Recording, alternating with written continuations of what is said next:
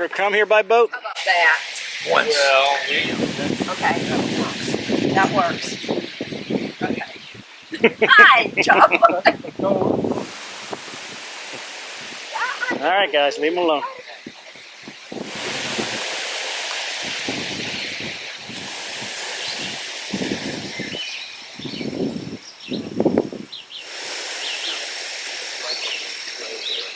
Oh. Hey, John.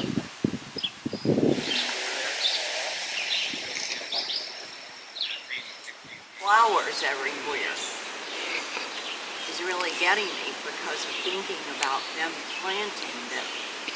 And some are wild and some are hospice and, you know,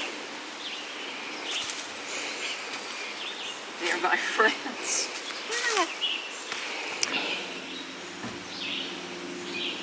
It was open. It wasn't. I remember just like a piece of cloth. We have this problem of remembering two different things.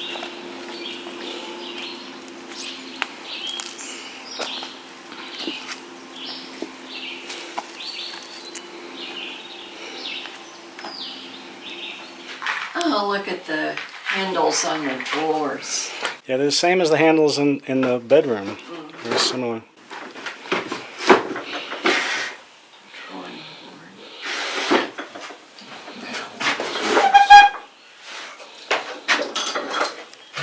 I moved from San Francisco to Lexington in '66 in the fall, and then my first wife had a job with the art museum before it was its current art museum, and there are some paintings of Harlan's to return, and they volunteered me to return them and find my way here, and that's how I got to be friends with them. And did you become friends with him right away, like Yeah. at first visit? Yeah, just from that initial thing, you know.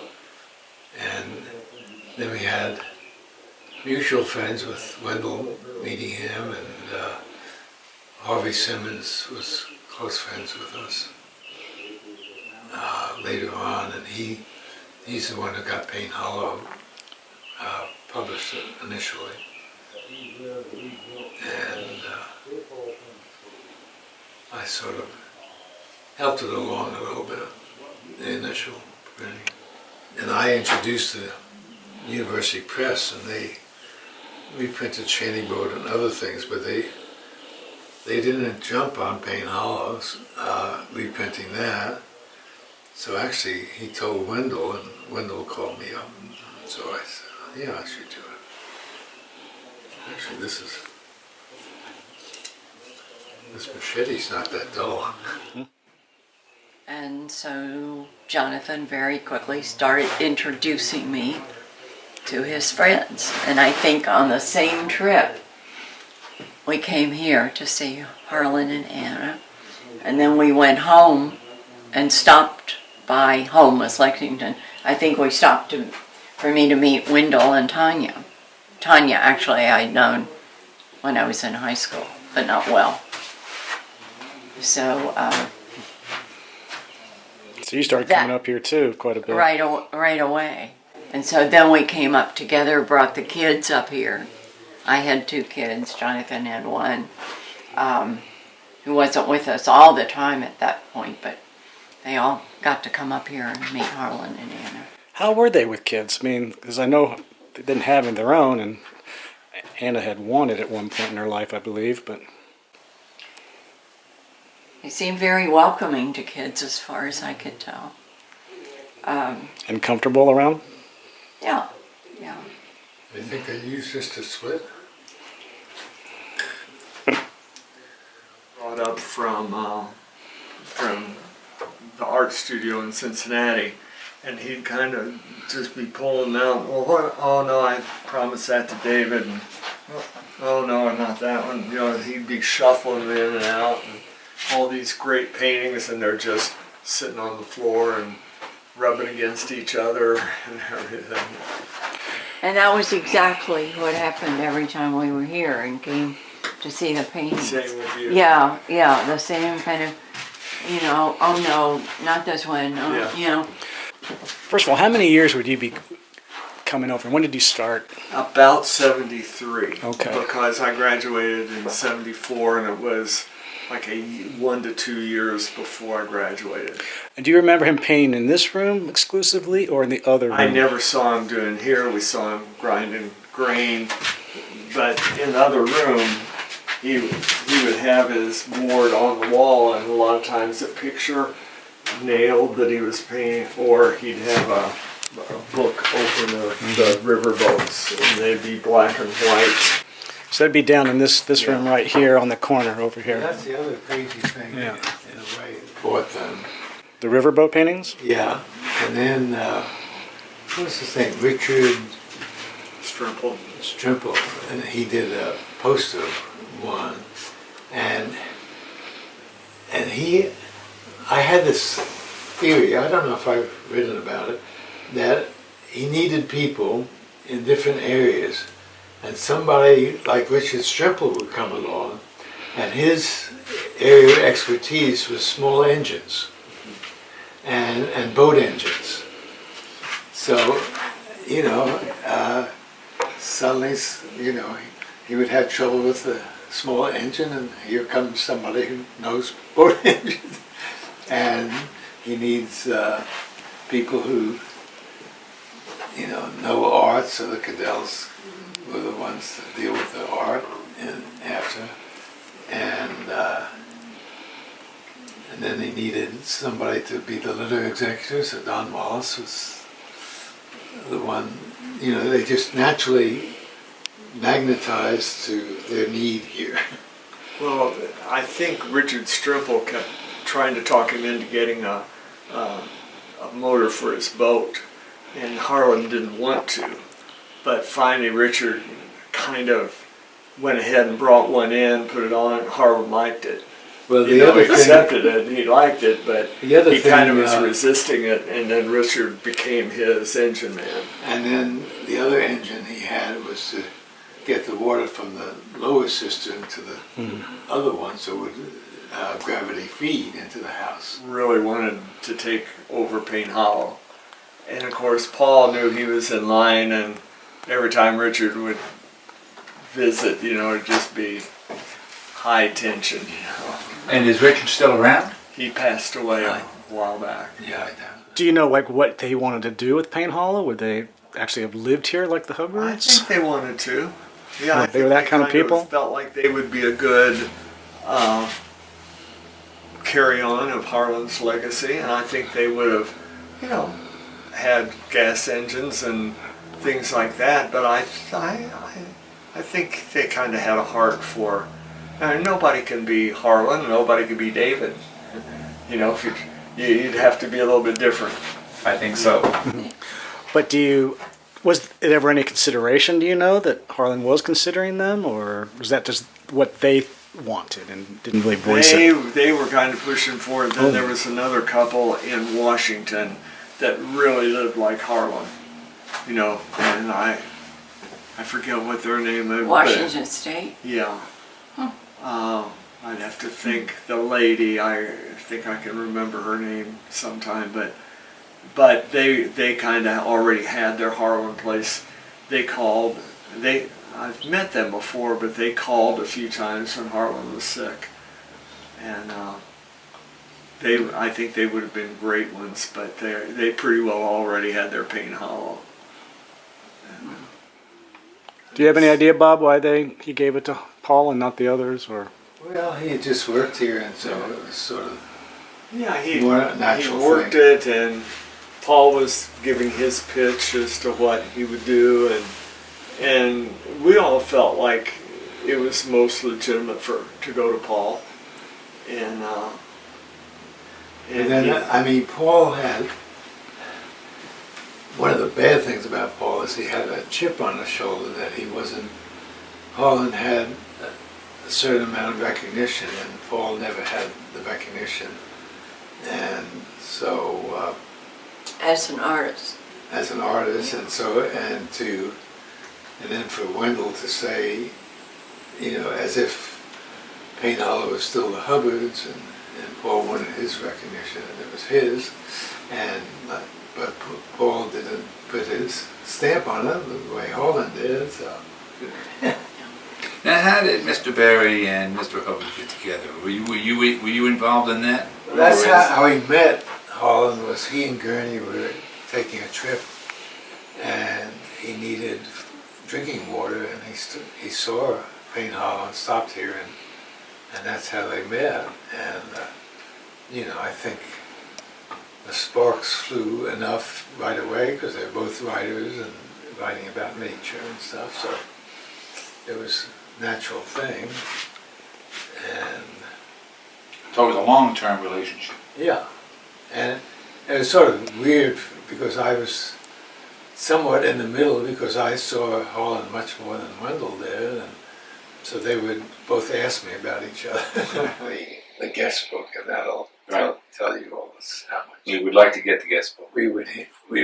I think U of L should have.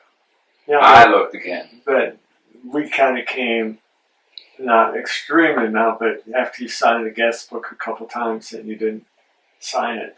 They want me to take kind of the long-term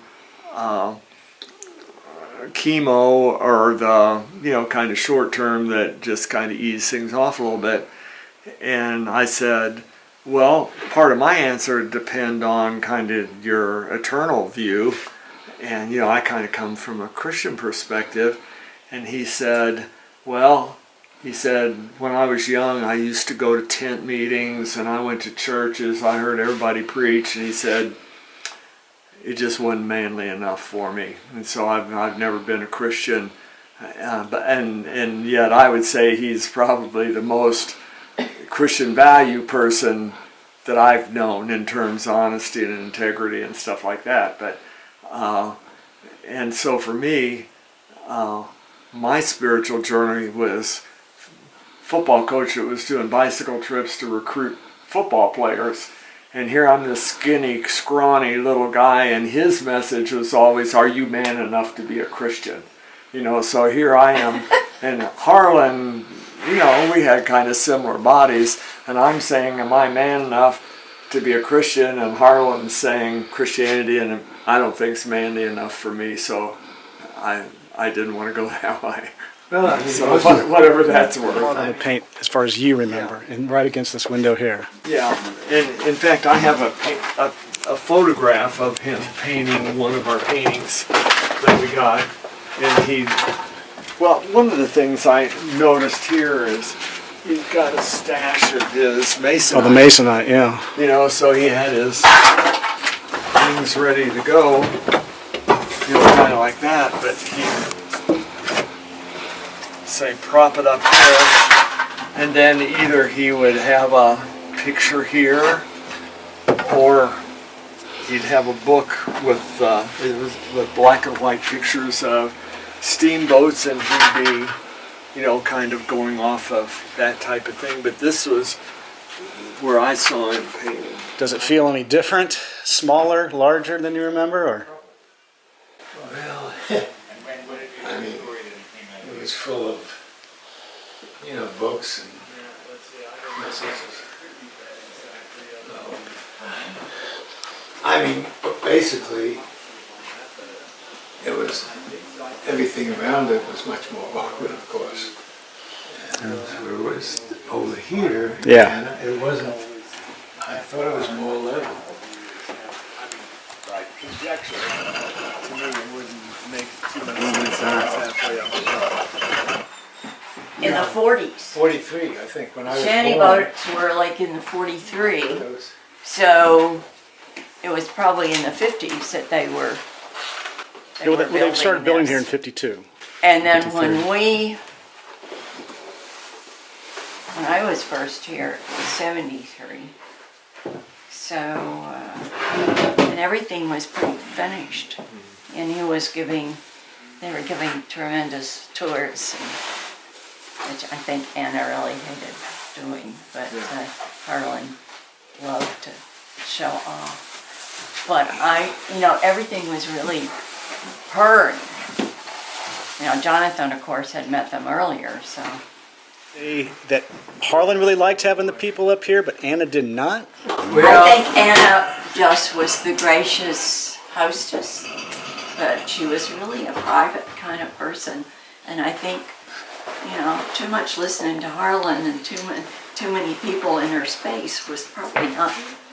I just noticed how, it's closed in compared to, Oh, you mean all the forests and stuff, much more? Yeah. I mean, from here, you had a view of the river, Well, also the big garden that was here. and the garden was down below. But over to the side. No, it's just right. And I think what's so sad is the condition, because when we were here, everything was absolutely pristine. And everything worked, Yeah. And you look around and you say, oh, I remember Anna doing something over there, and what was it? That kind of thing is kind of haunting for me. Did Harlan make any money off of his books? no, I mean, I sent them checks, but I mean, not real money. Not particularly. And that, Not thousands and of bucks. then I think maybe Mia's book also. He never charged enough for his paintings. I mean, if he got them what they sell for now. Sure. But that's an usual story. After Mia left and they sold it, he was getting more from the interest in the bank than he ever charged, which shows you, because interest from the bank is nothing. And he just didn't have, he never had money, and he never figured anything out about money. More into bartering too. He didn't like the idea of money. Yeah. Well, we had a really awkward thing because we would have loved to have bought a painting, but we couldn't tell him that we wanted to buy one because he would have turned around and given it to us. And we were not going to allow that. Well, one time. So eventually he came to the farm and he painted something and gave it to us, and then we have some watercolors. How do we get those? From That's Harlan? because of my doing the family tree book. Ah, okay. He wanted to give me something. Yeah. So that's So am I that's doing what we those? have, but we regret that we Well, he sent. couldn't do that, but we He talked sent, about it every time we came. he sent We us looked at woodcuts. art, and then we didn't know what to He do. sent us woodcuts. I brought a friend down who knew who Harlan was, and he was giving him woodcuts, prints, and I didn't want to be, greedy, so I didn't take them, and I sort of kicked myself later. Now, there were 30 original wood blocks that went to Bill Cadell. And then And he then And they're gonna sell them, you think, in the But next he was auction? printing off of He's those He printing was off printing of off. and selling them. Oh. Yeah, actually, But he still has the woodcuts, I imagine, or his estate, Well, does, his yeah. wife does, yeah? I would Are assume. they I both mean, gone now? No, Well- she's still alive. She's still alive. Yeah. Flo. Okay. And,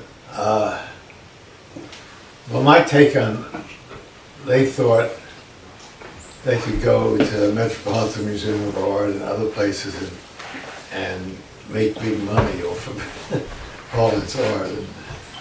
And it wasn't immediately there. So often you come down here and there's a whole family of people out there on the patio or Yeah, porch or actually, whatever. I remember. And I remember being a little incensed Yeah, I because remember I when, really wanted to just see Harlan and Anna. I didn't really want to sit there and watch them entertain. Well, once But the sometimes it people works. Sometimes who it were building marble a nuclear plant, they would come over and they're Chris crafts, Oh, wow. and the irony of planning a nuclear plant and people who don't have electricity. When you were here, it seemed luxurious. I mean, the woodwork was so well done, everything was so well done.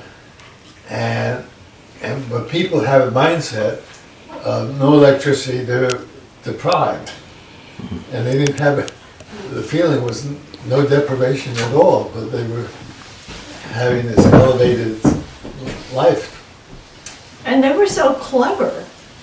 You know, they did so many creative things. They just figured out how to, just like beets and potatoes in a big barrels, stuck in the ground and bedded down for the winter. And then Well, they were growing plants and lettuces and stuff up in the rafters. And, I mean, I saw you know, the you wheelbarrow out there. always He were had a so- handmade wheelbarrow that he made out of something else. Well, he had, you remember, talking about materials, he found a big floating sort of bale of rice paper. Of what? Rice paper. rice paper. You know, it's like this, you know, like a big cable. Well, actually, cable things you can make tables out of. And he used that rice paper for years doing woodblock prints. And it just floated by, somehow he found it. And then he had, did you find where he used to do his fish? Oh, smoke his fish? Yeah, there's a Fish was- buried barrel out by the goats. Yeah.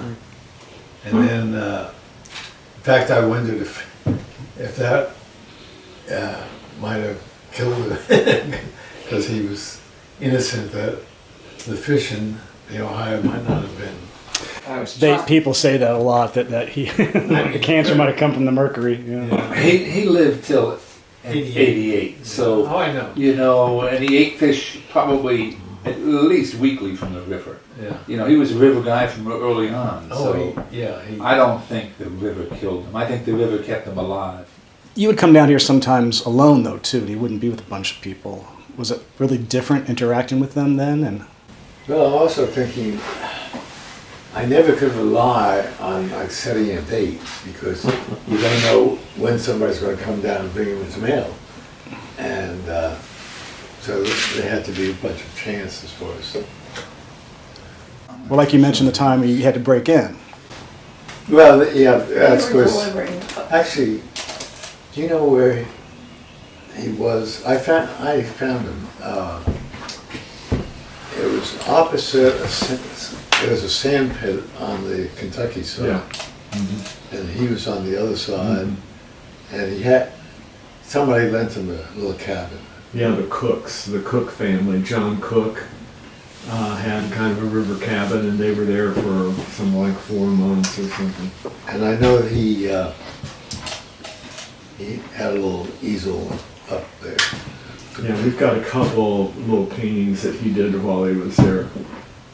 Well, see, what happened is, when I first reprinted Payne Hollow, we came down here, and they weren't here. And when they weren't here, somehow I knew how to find them there. So I broke in this back door here, which was very easy. And I put it back the way it was. And I left 40 books here and took him 10 or something like that.